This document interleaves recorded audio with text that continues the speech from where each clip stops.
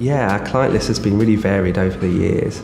I think we've kind of grouped them into little groups. I think on the big business front, we've worked for Google and Burberry, and that kind of leads into other fashion clients that we've had, or that we still have, such as Anya Hindmarch, Paul Smith, Aquascutum, and the British Fashion Council. We also do quite a lot of music-based projects, or have music clients. Biggest being Kasabian, and we've worked on Kasabian shows since 2011. And also more kind of avant-garde, smaller acts. My favourite being Close, which is Will Soul's little outfit, little band that we've worked with over the years. So yeah, we have clients that are big and small. Quite a lot of fashion work and music in there too. I think my favourite clients would be anyone we work with directly. So with fashion designers, we often work directly with them. So with Anya Hindmarch or Christopher Bailey, we tend to, especially with Anya, we'll get our heads together, get under the skin of the collection, and hear from her firsthand about what makes that collection unique, or what was her inspiration.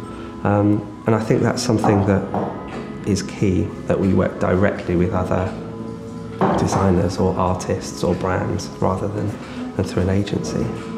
I think what makes us different is that we work in sound and picture under one roof, and between myself and Liam we give both of those equal importance. I think that does make us unique, having that in one studio. I think that our work does fit well within the fashion industry. I think because what's been interesting to us is that they need to reinvent themselves every season. I think also there's a show element, so there's a live element to the project, and then there's a kind of more traditional content element to projects. So for Anya Hindmarch, we may be working on her show, and then there'll be an offshoot brief which is about making a film for the website. So I think that's why we've been interested in working in that field. Why our work is loved by the fashion industry, I don't know. Yeah, our relationship with Burberry started from a kind of extended family of people that we work with in the industry.